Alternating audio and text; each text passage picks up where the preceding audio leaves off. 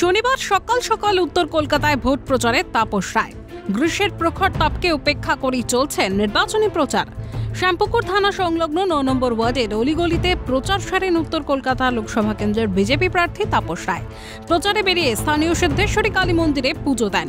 এমনকি সাধারণ মানুষের অভাব অভিযোগও শোনেন বিজেপি প্রার্থী।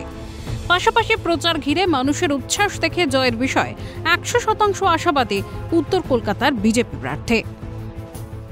এটা রাজনৈতিক কর্মী হিসাবে স্বীকৃতি পাচ্ছি মাত্র, আর কিছু না। একজন সমাজকর্মী হিসাবে, রাজনৈতিক কর্মী হিসাবে স্বীকৃতি পাচ্ছি মাত্র। দীর্ঘ 52 বছরের রাজনৈতিক জীবন, সেটা উত্তর কলকাতা ভূমিপুত্র হিসেবে এখানেই আমার সমস্ত কিছু, রাজনৈতিক উত্থান, রাজনৈতিক জন্ম, সব কিছু। এখানে ছাত্র আন্দোলন, এখানেই যুব আন্দোলন, এখানেই সিপিএম বিরোধী, বাম বিরোধী আন্দোলন, এখান থেকেই কাউন্সিলর একাধিকবার, এখান থেকে এমএলএ একাধিকবার। সুতরাং রাজনীতির খবর যারা রাখেন বা রাজনীতি করেন বিভিন্ন রাজনৈতিক দলে, তাদের কাছে আমার একটা জায়গা আছে।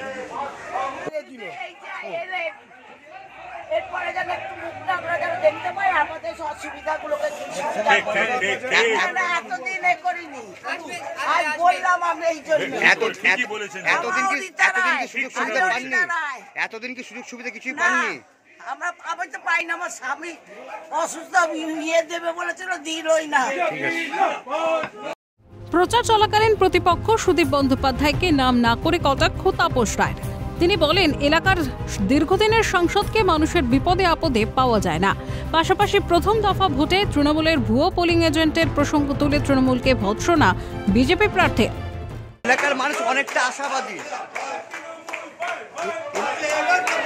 এলাকার মানুষ অনেকটা আশাবাদী আপনাকে নিয়ে। এটুকুনি বলতে পারি যে আমার অফিসের দরজা এবং আমার ফ্ল্যাটের দরজা সর্বক্ষণের জন্য খোলা থাকে, বন্ধ থাকে না।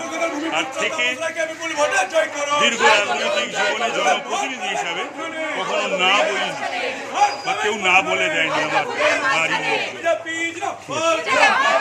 অফিসের দরজা এবং আমার ফ্ল্যাটের দরজা সর্বক্ষণের জন্য খোলা থাকে, বন্ধ থাকে না। আর থেকে দীর্ঘ রাজনৈতিক জীবনে জনপ্রতিনিধি হিসাবে কখনো না বলিনি বা কেউ না বলে দেয়নি আমার বাড়ির লোকজন। পোলিং এজেন্ট নাকি জানি না, তার এটা তো এটা ঠিক নয়। এটা যে দলের পোলিং এজেন্টকে, অর্থাৎ তৃণমূলের পোলিং এজেন্টকে ঘাড় ধাক্কা দিয়ে পুলিশ পর্যবেক্ষক বার করে দিল, এটা তো লজ্জার। কেন যাবে? যাদের ঢোকার যাওয়ার এখতিয়ার নেই পোলিং বুথে, তারা যাবে কেন? উত্তর কলকাতা লোকসভা কেন্দ্রে এবার মুখোমুখি তৃণমূলের সুদীপ বন্দ্যোপাধ্যায় এবং বিজেপির তাপস রায়। একজন উত্তর কলকাতা লোকসভা কেন্দ্রের দীর্ঘদিনের সাংসদ, তো অন্যজন উত্তর কলকাতার দীর্ঘদিনের বাসিন্দা তথা একদা তৃণমূলের দাপুটে নেতা। এক কথায় এবার যে হাই ভোল্টেজ ফাইট হতে চলেছে এই কেন্দ্রে, তা বলাই বাহুল্য। তবে শেষ হাসি কে হাসবেন তা বুঝতে অপেক্ষা করতে হবে 4 জুন পর্যন্ত। অভিজিৎ প্রামাণিকের রিপোর্ট, ক্যালকাটা নিউজ।